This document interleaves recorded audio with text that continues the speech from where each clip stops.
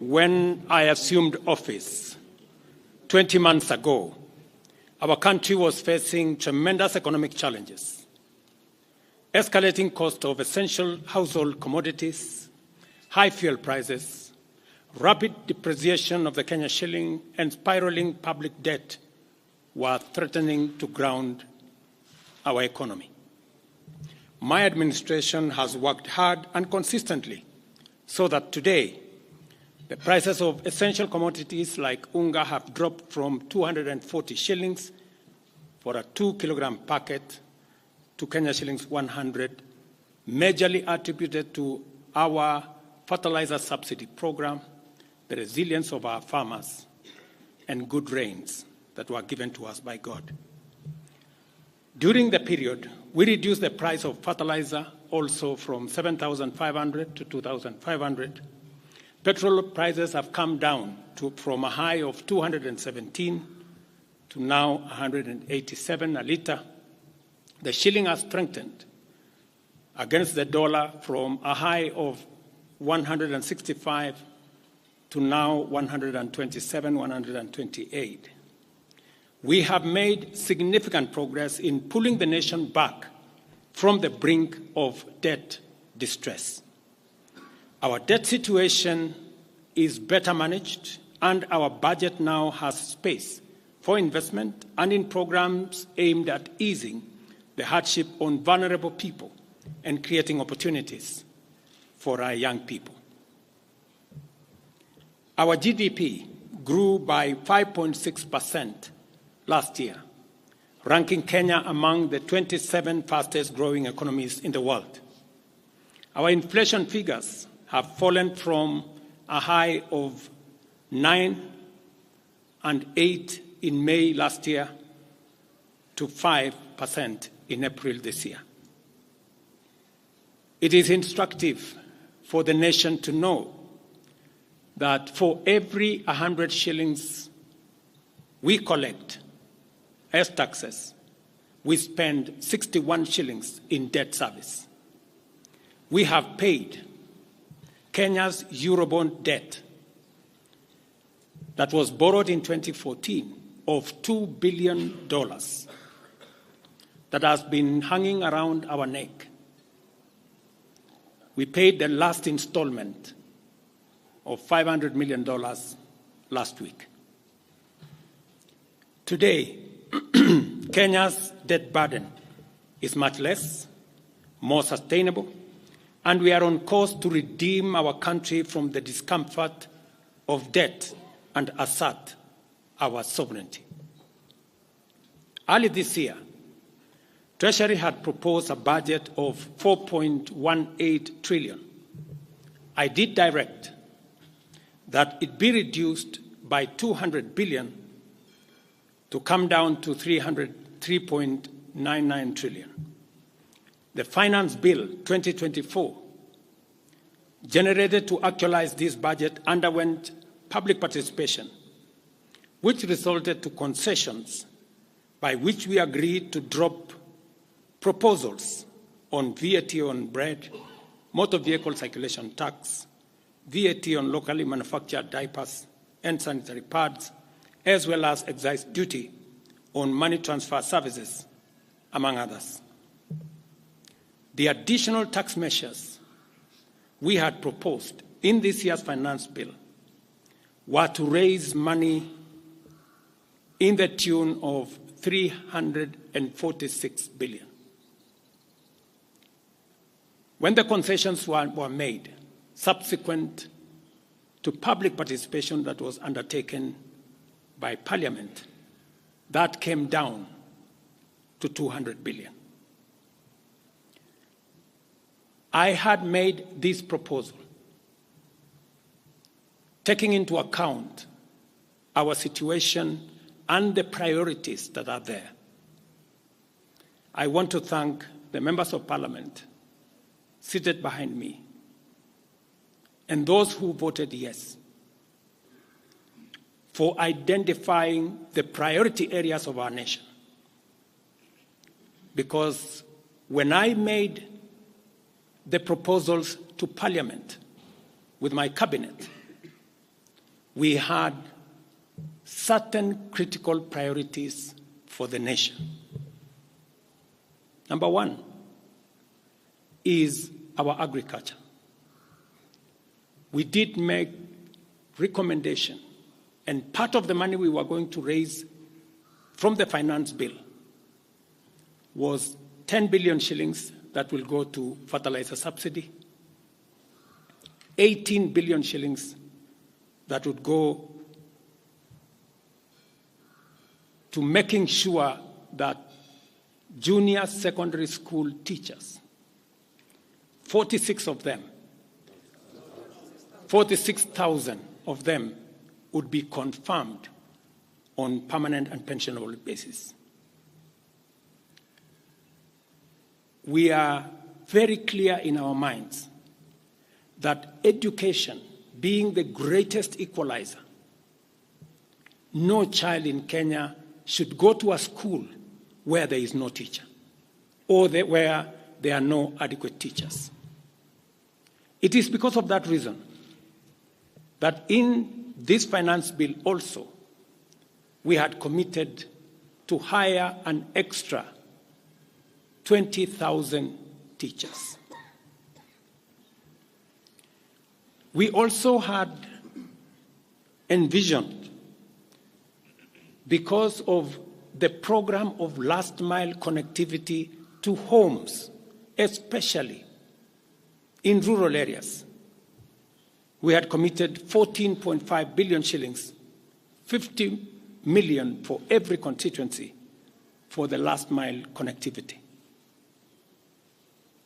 Because we realize that there are many people who today cannot go to hospital because they cannot afford, because they have no health insurance. We had committed 6 billion shillings to operationalize our universal health coverage plan that would make it possible for every citizen to have a health insurance, those who cannot afford to be paid for by the government of Kenya, and to also operationalize the chronic illness fund that would make it possible for those who suffer from cancer, diabetes, hypertension, to be able to go to hospital, be treated, and go home without being asked for any money. We also had planned to put in money for our coffee farmers to retire the heavy debts that are bedeviling our coffee farmers. We also had allocated money for our sugarcane farmers to make sure that our sugarcane farmers get out of the debts that they're in. We had also committed to our milk farmers 2 billion shillings to make sure that every farmer is paid a minimum of 50 shillings per litre, to make sure that these farmers, very hard-working citizens of our nation, get a fair return for their hard work and for feeding our nation.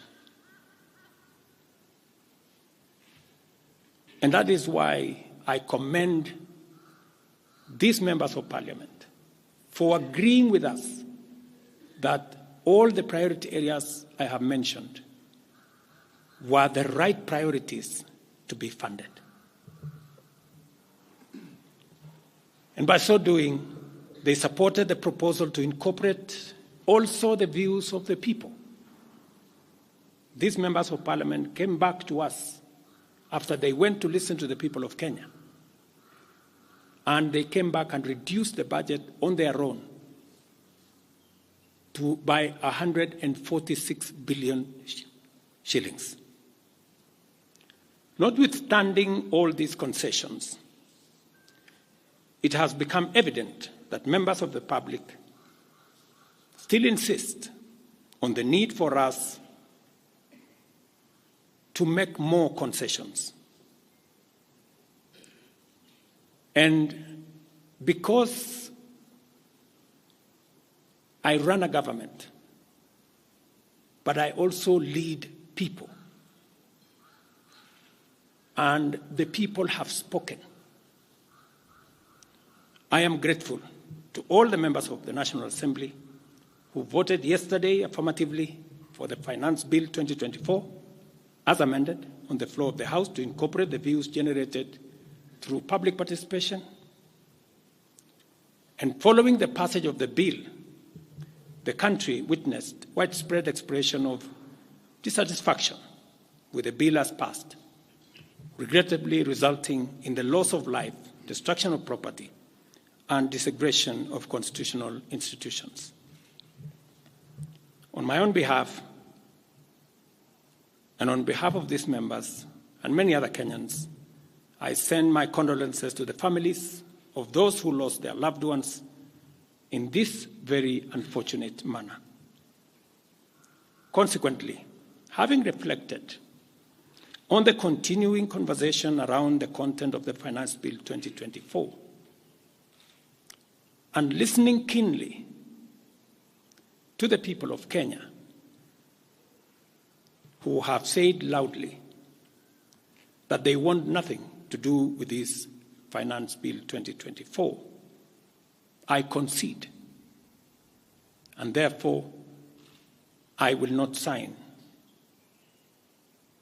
the 2024 Finance Bill, and it shall subsequently be withdrawn, and I have agreed with these members that that becomes our collective position.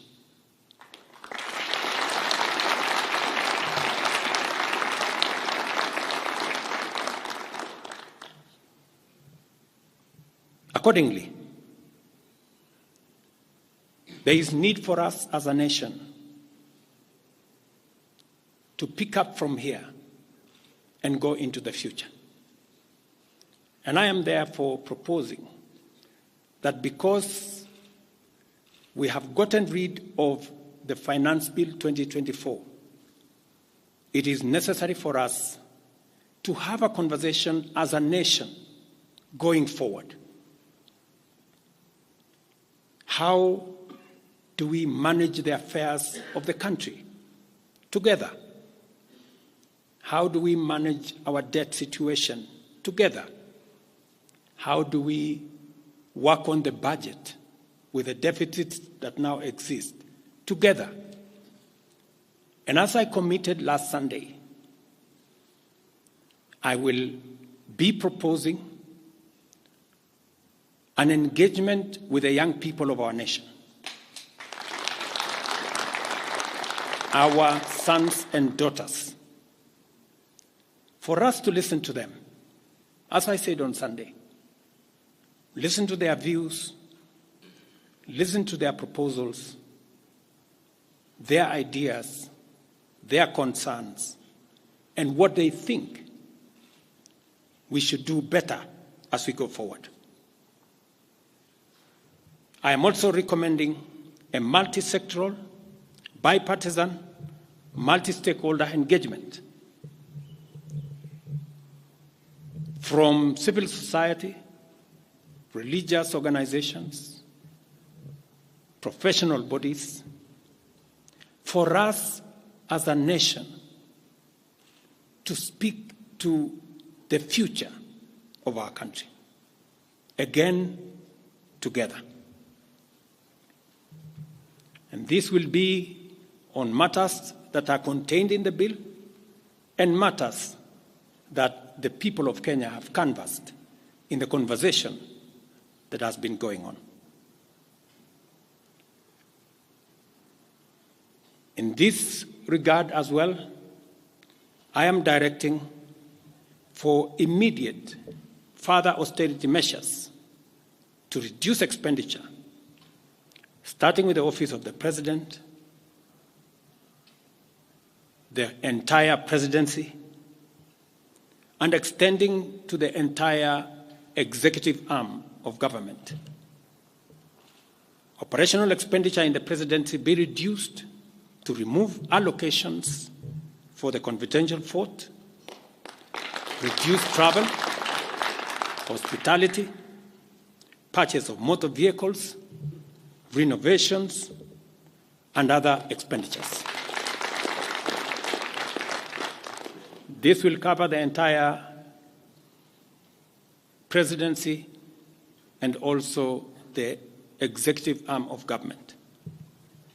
I also propose that equally, Parliament, the judiciary, and county governments, working with the National Treasury, also undertake budget cuts and austerity to ensure that we do live within our means, respecting the very loud message that is coming from the people of Kenya.